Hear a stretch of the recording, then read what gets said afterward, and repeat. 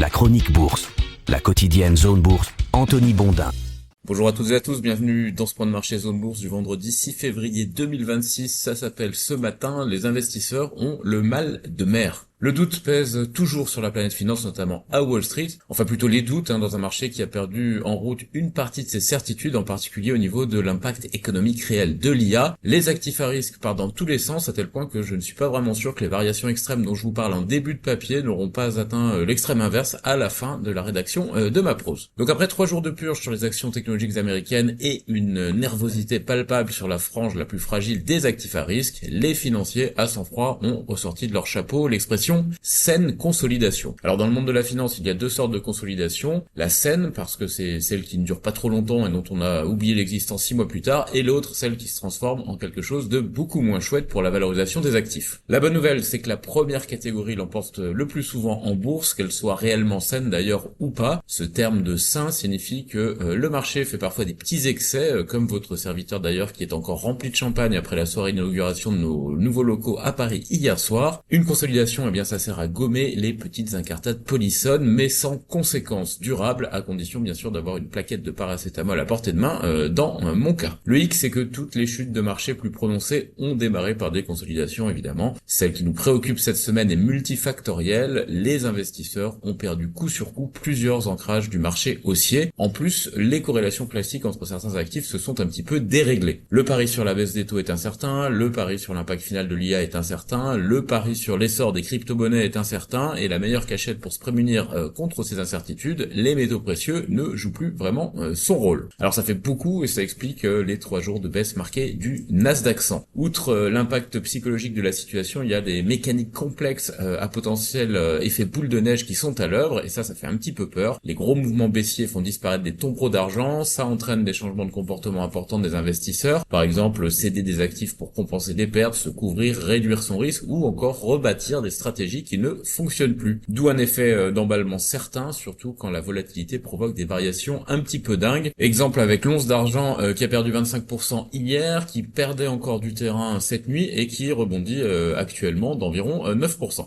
Les investisseurs sont donc sur le qui-vive et sont capables de brûler ce qu'ils ont encensé 2 semaines plus tôt. Tenez, il n'y a pas si longtemps, il était de bon ton de rajouter le plus de zéro possible à ses projets d'investissement dans l'IA, mais ça ne marche plus trop bien. Hier soir, Amazon a annoncé des bénéfices de cochon et on a profité pour dire que finalement, ce ne sont plus 145 mais 200 milliards de dollars qui seront investis dans l'IA cette année. Alors c'est pas rien, on quitte le PIB de l'Ouzbékistan pour se rapprocher de celui du Qatar. Avec 200 milliards par exemple, on couvre un petit peu plus d'un an de déficit budgétaire français, c'est pas mal. Et depuis hier, on peut même se payer Novo Nordisk après la chute du laboratoire danois. C'est donc une sacrée somme qui a fini par effrayer un marché devenu moins complaisant avec les effets d'annonce et qui commence à dire show me the money, montre-moi le fric, aux investisseurs de l'IA. Volatilité exacerbée donc, et dernière séance de la semaine qui part déjà un petit peu dans tous les sens. Alors j'ignore totalement la tête qu'auront les indices ce soir à la clôture, mais tout ce qui va se passer d'ici 17h30 en Europe et 22h aux États-Unis risque d'être brutal et sans queue ni tête. On va garder un œil aussi sur le reste des actifs à risque, notamment les crypto-monnaies qui tentent un rebond après plusieurs séances abominables. Je vous ai mis dans la chronique écrite le lien vers quelques explications de notre spécialiste en la matière, Laurent Pignot. Alors outre Amazon, d'autres entreprises américaines ont publié hier soir leurs résultats avec des fortunes diverses dont je parlerai un petit peu après. Du côté de l'Europe, Société Générale, Vinci,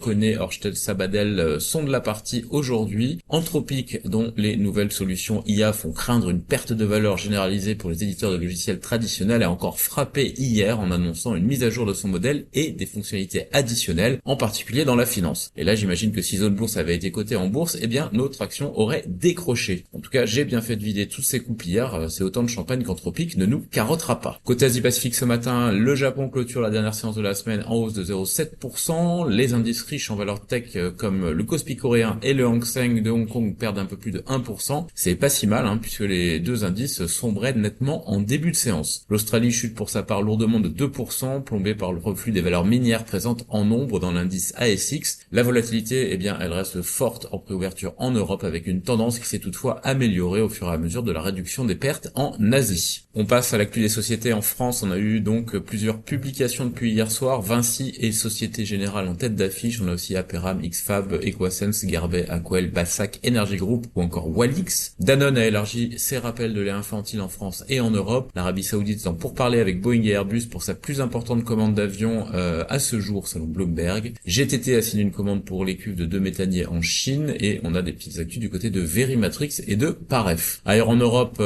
grosse série de résultats aussi, donc Banco de Sabadell, Enel, Banco BPM, Vontobel, EMS Chemie, Orsted, Coloplast, Telenor ou encore Skanska. Parmi les grosses infos du jour en Europe, on a aussi Glencore et Rio Tinto qui renoncent finalement à leur projet de mariage, une fois de plus. Bayer annonce que son anticoagulant expérimental réduit de 26% le risque de récidive d'AVC et bénéficie d'une revue accélérée de la FDA. Le conseil d'administration de Pirelli a rejeté le projet de scission de son actionnaire Sinochem visant à mettre fin au conflit sur sa gouvernance. Shell souhaite exporter du gaz vénézuélien via Trinidad selon son PDG. CSG remporte un contrat de plus de 300 millions de dollars pour la fourniture de véhicules blindés en Asie du Sud-Est. Allrill acquiert un immeuble de bureau à Genève pour 140 millions de francs et Hexagon Purus vend son activité aérospatiale à SpaceX. En Amérique du Nord, les actions qui étaient en hausse hors séance après la publication de leur trimestriel, Roblox plus 7, Fortinet plus 5, Reddit plus 4,5%. Du côté des baisses, Amazon moins 11, Illumina moins 9, Microchip moins 6 et Atlassian moins 4,5%. Hims & Hers a déclenché une guerre des prix avec une pilule GLP-1 à bas. Novo Nordisk et Eli Lilly sont donc sous pression, mais Hims chutait de 11% hors séance après que la FDA a menacé de prendre des mesures contre les médicaments contrefaits illégaux. Apple réduit ses projets concernant un nouveau service de coaching santé basé sur l'IA selon Bloomberg. Nvidia retarde la sortie de sa nouvelle puce pour jeux vidéo en raison d'une pénurie de puces mémoire, ça c'est une information de The Information justement.